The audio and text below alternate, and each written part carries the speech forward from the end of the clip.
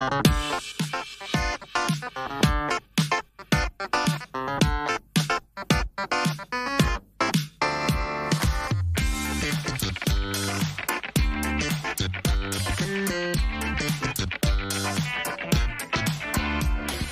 et ravi de vous retrouver pour le grand oral. Bonsoir Xavier Bertrand. Bonsoir. Président donc des Hauts-de-France. Ravi également de vous recevoir sur ce plateau. Vous publiez un livre, son titre « Rien n'est jamais écrit », publié chez Robert Laffont. Vous racontez votre enfance, votre histoire familiale, votre parcours.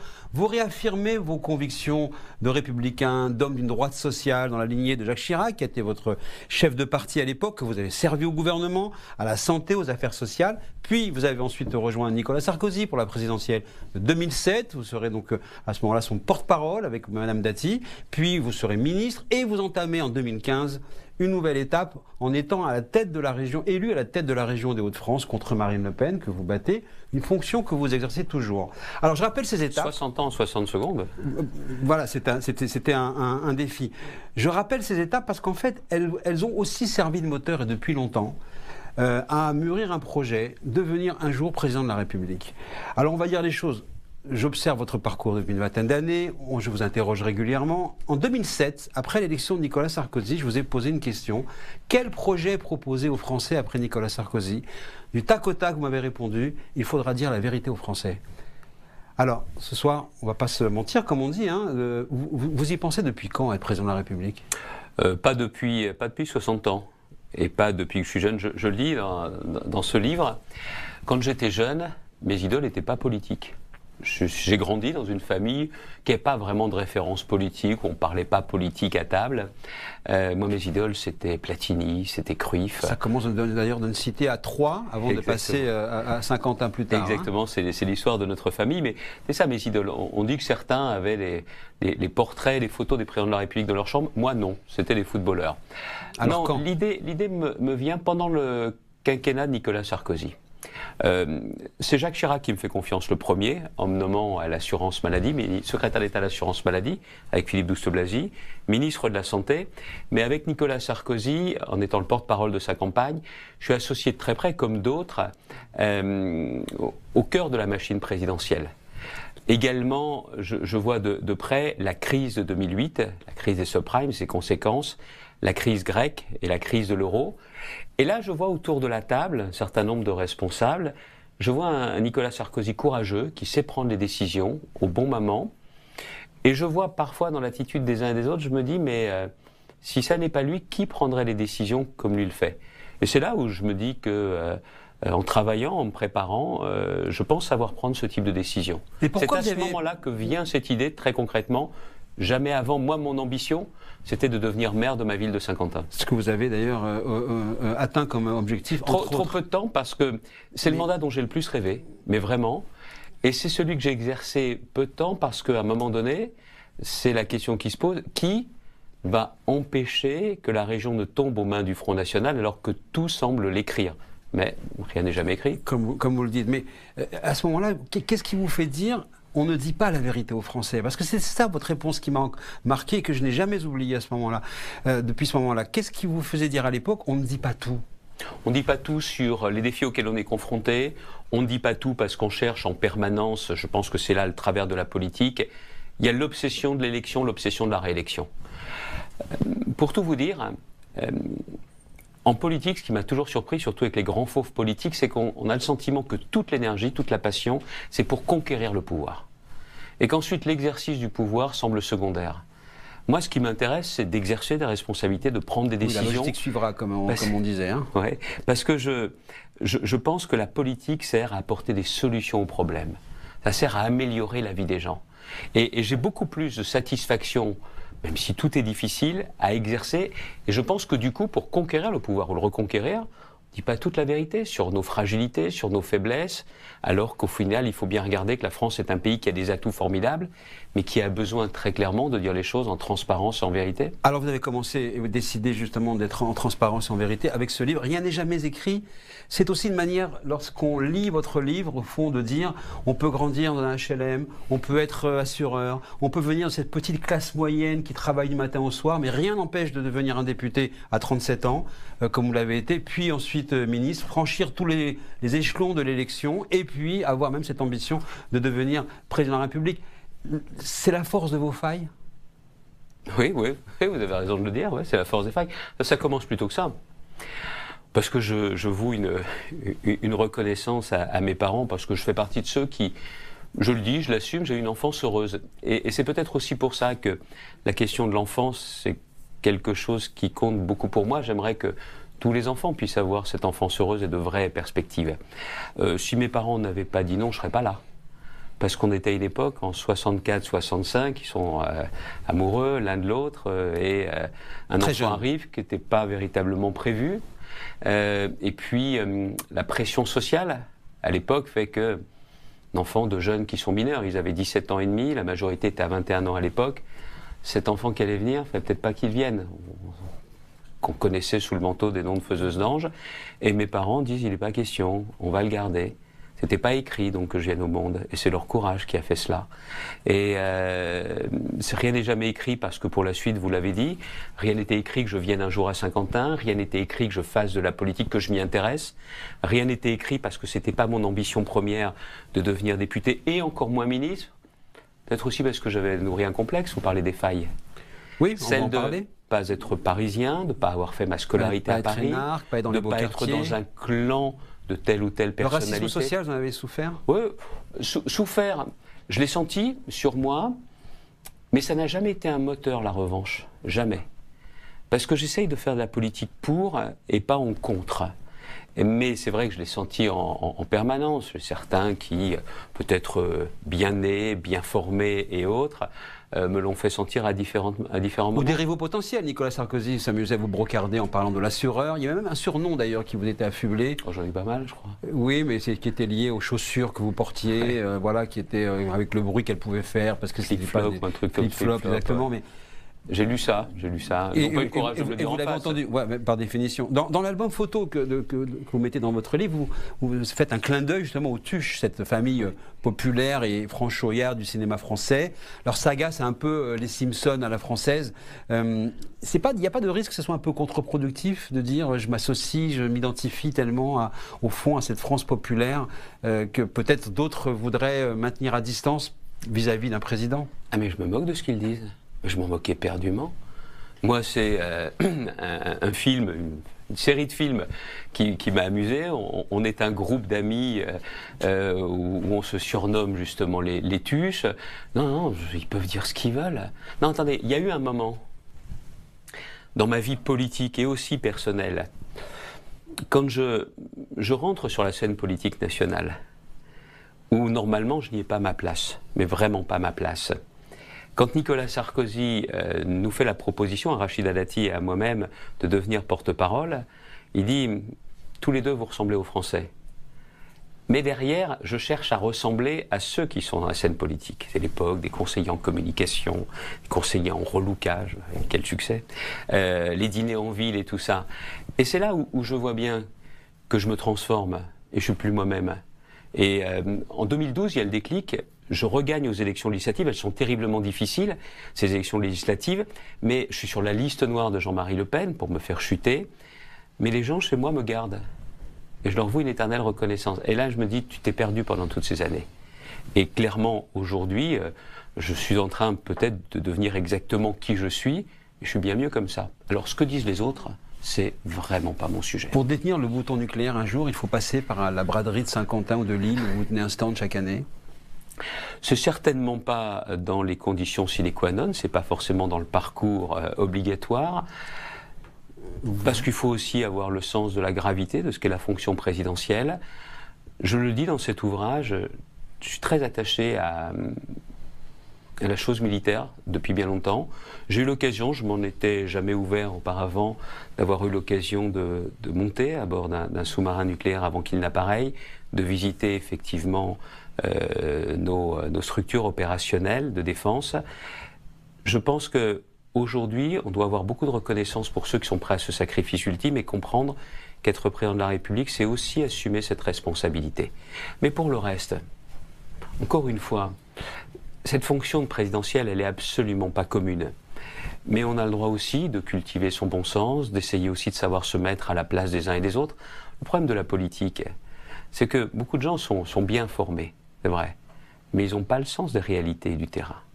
Regardez, avec ce livre, je l'ai fait aussi parce que certains me disaient, mais on ne sait pas trop qui tu es, on ne sait pas trop ce que tu as fait. Oui, on n'a jamais vraiment su, vous n'avez jamais vraiment raconté. Vous me connaissez depuis maintenant près de 20 ans.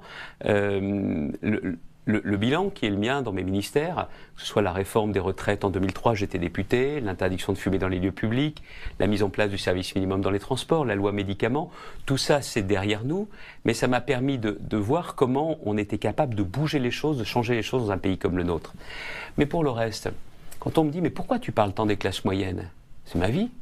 Pour beaucoup de technocrates, pour beaucoup de nos élites, les classes moyennes c'est qui ? C'est une catégorie sociologique. Hein. Ils sont capables de vous donner le nombre, le type de revenu que c'est, mais ils ne savent pas ce que c'est.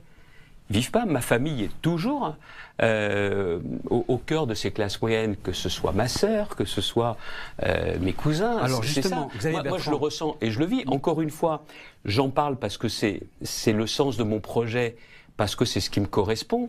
Mais c'est toute la différence entre vivre et ressentir les choses. Alors justement, j'ai une question à ce sujet. Ce peuple dont vous êtes, cette classe moyenne dont vous dites « je suis à l'écoute », dit « on veut le Rassemblement national ». Non. Il a tort le peuple ? Non, ils disent pas ça. Ils disent pas ça. Toutes les études et les sondeurs auxquels vous faites confiance absolument montrent que c'est une demande électorale qui s'ancre. Ils disent à leurs responsables politiques « vous nous avez trahis ». Ça aussi, un message subliminal. Vous nous avez déçus. D'accord. Ils disent pas, on veut le. Vous ne pensez pas à nous. On veut maintenant. Vous ne pensez pas à nous. Et dans ces conditions-là, ils se tournent vers les extrêmes. Il y en a certains qui pensent que le Rassemblement national, que LFI notamment, pour ceux qui sont à l'extrême gauche, changeront leur vie. Mais le vrai sujet, c'est qu'ils se disent personne ne nous écoute. Et c'est vrai que les deux quinquennats d'Emmanuel Macron ont été jusqu'au bout de cette distanciation vis-à-vis du peuple, ont été jusqu'au bout de ce manque de considération. Et l'explosion, avec Édouard Philippe, Premier ministre, c'est la crise des Gilets jaunes. Et cette crise des Gilets jaunes... C'est la rupture pour vous ? Oui, je pense que ce premier quinquennat s'arrête à ce moment-là. Cette crise des Gilets jaunes, elle est très difficile parce qu'il y a aussi les violences d'un certain nombre de ces Gilets jaunes. Mais tous, le message est clair. On est là, on existe, on n'arrive pas à s'en sortir. On travaille, on n'arrive pas à s'en sortir. Mais ce problème, il n'est pas franco-français. Dans toutes les sociétés occidentales, quand les classes moyennes travaillent et n'arrivent plus à s'en sortir, il n'y a rien de plus terrible à vivre. Parce que derrière, il y a une autre question. C'est qu'ils ont la conviction, la certitude que leurs enfants vivront moins bien. On ne peut pas vivre comme ça. Xavier Bertrand, vous êtes en 2019 dans le bureau du président de la République. Vous avez une discussion sur les dossiers régionaux. Et ça part, entre autres, ça part après en vrille vers la politique. Il vous accuse de souffler sur les braises contre lui. Et là, vous lui faites un reproche fondamental, vous le dites, le RN progresse grâce à vous. Oui, c'est l'action de son gouvernement, le cynisme de son gouvernement qui décide, de signer l'arrêt de mort d'une aciérie avec ses centaines de salariés, alors qu'on peut la sauver. Au-delà de l'aciérie, ça n'est pas uniquement quelque chose, effectivement, de général, d'européen, comme vous l'avez dit, c'est vrai, mais en France, depuis 2017, il y a une politique qui est mise en place qui fait que le RN progresse. On va aller plus loin, là. La Syrie en question, c'est parce que il y a une immense proximité, une consanguinité entre des décideurs politiques et des décideurs économiques. À l'époque, à la tête de Vallourec, il y a quelqu'un, M. Crouzet, qui a été dans tout ce monde-là. Et effectivement, quand il leur dit que cette table est grise, alors que les ouvriers disent qu'elle est blanche, on écoute M. Crouzet.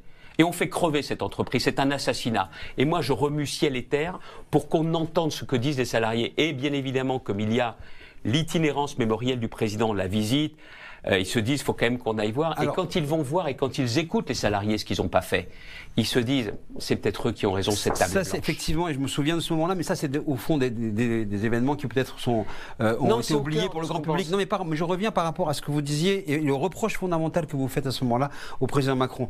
Je l'entends, je le note, il est page 309 dans votre livre, et je me dis, mais comment finalement, quelques années plus tard, vous auriez accepté d'être son Premier ministre, puisque vous racontez aussi une séquence passionnante dans le livre, c'est la coulisse l'été 24. De l'été 24, comment vous êtes au port de Matignon. Mais comment vous pouvez accepter, alors que quelques années avant, vous lui avez dit, le RN progresse grâce à vous. Et ce RN que vous combattez. Attendez, je ne viens pas lui déposer mon CV. Hein. J'ai pas dit ça. Je pose la question je viens pas lui dire, dites-moi, vous êtes prêt à avoir vous n'auriez pas une place pour moi, parce que si j'avais une cohabitation, vous lui proposez? Si j'avais cherché une place pour moi, dès 2017. J'aurais pu rentrer dans son gouvernement, je l'explique justement dans cet ouvrage, et je refuse, parce que j'ai des différences fondamentales sur le cœur du projet, qui pour moi doit être effectivement en faveur des classes moyennes, et puis sur le régalien. Et donc à l'été 24, après cet échec de la dissolution, qui pour moi était une folie, je lui en veux profondément, parce que d'une certaine façon, on s'apprête à donner les clés du pouvoir au Front National compte tenu de son score aux européennes. Là, bien évidemment, je ne me dérobe pas. On me dit, est-ce que tu accepterais de rencontrer le président de la République? Et je lui explique comment je vois les choses, mener une politique radicalement différente. Justice, sécurité, la fin de l'impunité. L'immigration, la maîtrise de notre immigration. Vous allez jusqu'à même construire déjà l'armature de votre gouvernement. Oui, mais avant l'armature, c'est le sens de la politique. Et aussi d'avoir une politique en faveur du niveau de vie de l'entreprise. La peur de Madame Le Pen. 3 entretiens, même un dans l'arrière-boutique, dans la cuisine, au Touquet chez lui. À la fin, il a quoi? Il a peur de Marine Le Pen? Bien sûr. Parce que Madame Le Pen dit, si c'est Bertrand, on va le censurer. Oui, enfin, elle censurera bien évidemment et Michel Barnier et François Bayrou. Vous n'avez rien à attendre, ni de LFI, ni de Rassemblement National. Attendez, pourquoi? Parce que eux visent à chaque fois à avoir, en quelque sorte, une sorte de coup d'État, provoquer des échéances rapprochées pour pouvoir prendre le pouvoir. Il n'y a pas que les coups d'État, Marine Le Pen a obtenu sa première victoire symbolique, politique, avec le vote de la résolution qui dénonce les accords franco-algériens de 68. Sébastien Lecornu dit tout de suite après, il faudra renégocier les accords. Donc, qu'est-ce qui s'est passé là? Les planètes s'alignent, elles donnent le tempo. Ça a été une victoire politique. Qu'est-ce que vous en pensez? La première des choses, ce vote va changer quoi que ce soit à la politique diplomatique de la France? Il n'est pas contraignant. Voilà. Mais Sébastien Lecornu dit il faudra renégocier les accords. Et non. Deuxièmement, la niche parlementaire du Rassemblement National, elle est consacrée à quoi? Elle est consacrée au pouvoir d'achat? Elle est consacrée à nos services publics, les premières priorités des Français? Non. Elle est toujours dans la logique du Rassemblement National. Il y avait une disposition qui consistait à rendre gratuits les parkings pour les hôpitaux. La chasse aux immigrés. Puis disons les choses clairement. La chasse aux musulmans. C'est toujours le même registre pour le Rassemblement National. Depuis 2021, je dis qu'il faut renégocier ces accords avec l'Algérie. Depuis 2021, je dis. Et donc, très clairement, encore une fois, on est sur une posture, ça ne dépend, ces questions diplomatiques, que du chef de l'État. Et je pense qu'au moment où nous espérons toutes et tous que Boualem Sansal soit enfin libéré, est-ce que ce vote va changer quoi que ce soit? J'espère qu'il ne compliquera pas les choses. J'espère qu'il ne compliquera pas les choses. Quand on dit j'espère, ça veut dire que vous avez le sentiment que c'est en train de les compliquer plutôt, non? Bien évidemment, mais bien évidemment. Donc vous voyez, j'ai certainement beaucoup de défauts, mais pas l'incohérence. Et je reste intimement convaincu que sur ces sujets-là, on doit faire preuve d'un maximum de sérieux. Vous savez, Bertrand, vous connaissez les trajectoires politiques, les essors, les fins de règne. Comment vous qualifiez cette fin de présidence Macron, cette fin de bientôt de décennie Macron? Ce que je souhaite, c'est que notre pays, non seulement évite une instabilité plus importante encore, et deuxièmement qu'il évite l'immobilisme. Et je pense que c'est possible. Je pense que c'est possible, je pense aussi qu'il faut que chacun fasse... Vous connaissez la formule, l'immobilisme est en marche. Oui, d'accord, mais en attendant, justement, c'est pas écrit, hein, rien n'est jamais écrit, ni justement la bascule vers plus d'instabilité, ni l'immobilisme. Et c'est d'ailleurs le message que j'adresse également au Premier ministre, il nous faut un budget, et heureusement d'ailleurs, qu'à l'époque, le général de Gaulle et Michel Debré aient su écrire une constitution qui ne soit pas en carton-pâte. Si la colonne vertébrale de beaucoup de responsables politiques est en carton-pâte, heureusement que les institutions ne le sont pas. Et nous avons les moyens d'avoir un budget avant la fin de l'année. Si chacun sait faire preuve d'esprit de responsabilité, ce sera mieux. Ce sera bien mieux. Un président isolé, musée du Louvre dévalisé, budget coincé, économie française dégradée. Comment ça se passe en France? Faut arrêter. On est en train de se couvrir la tête de cendre. Rien ne va, tout ça. Ce pays a de formidables atouts. Le vrai sujet, vous avez parlé du Louvre. C'est une tragédie au niveau de notre histoire, de notre patrimoine. Oui, sans rentrer dans les détails. Mais de dire aussi que c'est un symbole de l'affaiblissement de la France, ça fait plaisir à qui? Ça fait plaisir au Rassemblement National qui, comme des vautours, s'est sorti en disant « Regardez, rien ne va dans notre pays ». Bon, au bout d'un moment, ça va bien. Moi, de toute façon, je vais vous dire une chose. La différence fondamentale que j'ai avec la France Insoumise et le Rassemblement National, eux profitent des difficultés et à la limite aimerait bien que tout aille mal, parce que quand ça va mal pour les Français et la France, ça va plutôt bien pour eux. Ils sont dans le rejet. Monsieur Mélenchon, c'est le rejet des riches. Et le rejet aussi, bien souvent, des Juifs. Madame Le Pen, c'est le rejet des immigrés et aussi le rejet des musulmans. Moi, je propose un projet. Je ne suis pas en contre. Moi, je propose notamment projet pour la classe moyenne. Mais c'est aussi un ni-ni, votre projet. C'est ni LFI, ni RN. Je viens de vous démontrer le contraire. Moi, si je me bats, c'est pour renouer avec la promesse républicaine. Parce que c'est mon histoire et parce que je pense que c'est aussi la vraie voie pour notre pays. Je suis intimement convaincu qu'il nous faut le retour de l'ordre et de l'autorité, d'avoir un projet qui soit centré autour du travail, mais pas de parler de la valeur travail sans repenser le rapport au travail. Et puis on est en France, monsieur Darmon, et en France les services publics ça compte, parce que ça tisse des liens entre les Français. La santé, l'école, le logement, et tiens, la puissance de la culture, ce qui unit les uns et les autres. Alors on va en parler c'est ce justement qui de cette fait que nous avons les moyens aujourd'hui, parce que rien n'est jamais écrit, encore moins le fatalisme, de renouer avec ce qui fera à nouveau la fierté pour nos concitoyens. Xavier Bertrand, c'est souvent d'ailleurs au sein de ce... C'est pas du nini tout ça. Non, c'est au sein souvent de ce milieu culturel dans lequel d'ailleurs vous êtes très à l'aise, puisque je rappelle que vous avez lancé, organisé le festival Sérimania à Lille tous les ans. C'est au sein de ce monde culturel qu'on voit aussi beaucoup s'organiser le mouvement de boycott contre tous ceux qui soutiennent Israël, qui viennent d'Israël, parmi souvent des artistes. Depuis le 7 octobre, vous avez toujours eu la même ligne, considérer que le Hamas, c'est une organisation terroriste qu'il faut donc combattre avec son idéologie islamiste. Pourtant, on a le sentiment quand même que le Hamas a gagné la bataille de l'opinion, celle de l'inversion accusatoire, celle qui, au fond, véhicule et permet une haine au nom du bien. Je suis pas naïf. Qu'est-ce qui s'est passé en France? Non, je suis pas naïf, mais je pense que grande majorité de Français, et les sondages sont concordants les uns après les autres, sont toujours amis d'Israël. Toujours. Je sais quelle est l'action des réseaux sociaux, je sais quelle est l'inversion des valeurs, je sais ce que certains propagent. Mais je pense que les Français, avec beaucoup de bon sens, ne se laissent pas abuser. Et je combattrai toutes celles et ceux qui veulent faire passer le Hamas pour une organisation de résistance. Ce sont des terroristes. Ce qui s'est passé le 7 octobre pourrait se passer avec la même ampleur dans d'autres pays. Et quand je suis aux côtés d'Israël, quand je dis aussi qu'en France, cette question de la lutte contre l'antisémitisme doit être une priorité nationale, ça ne concerne pas que les Juifs. Ça nous concerne tous sur l'idée que nous nous faisons de la République. Et c'est pour ça que je me mobilise autant. Vous savez, j'ai été frappé en 2012, Toulouse. Cette petite fille assassinée à bout portant, il n'y a pas eu l'émotion nationale que ça aurait dû susciter. Pourquoi? Parce que pour certains, c'était une Française d'origine juive, c'était une petite fille française. Vous avez eu l'occasion d'en discuter avec le président Macron très de ces sujets, parce que sa prise de position pour l'État de Palestine, qu'est-ce que vous lui auriez dit si vous étiez en face? C'est 2014 rue de la Roquette. Et si on ne comprend pas que ça concerne toute la communauté nationale, mais on n'a rien compris. Qu'est-ce que vous diriez au président Macron qui, lui, a tenu tête en disant la déclaration de l'État de Palestine, c'est pour le bien de la région, c'est pour le bien de la paix? Je l'ai dit publiquement, pour moi, les conditions ne sont absolument pas remplies. Il y a la question de l'éradication du Hamas, complètement. Et des désarmement maintenant? Oui, mais l'éradication du Hamas, pas seulement désarmement, l'éradication du Hamas, la reconnaissance de l'État d'Israël par l'ensemble des pays voisins. Il faut aller beaucoup plus loin encore sur les accords d'Abraham, qui sont une voie formidable pour retrouver la paix dans ce pays du monde. Et très clairement, on ne peut pas, dans de telles conditions, reconnaître la Palestine. Je sais bien que cette solution à deux États est la voie de l'avenir, mais pas n'importe comment, pas n'importe quand.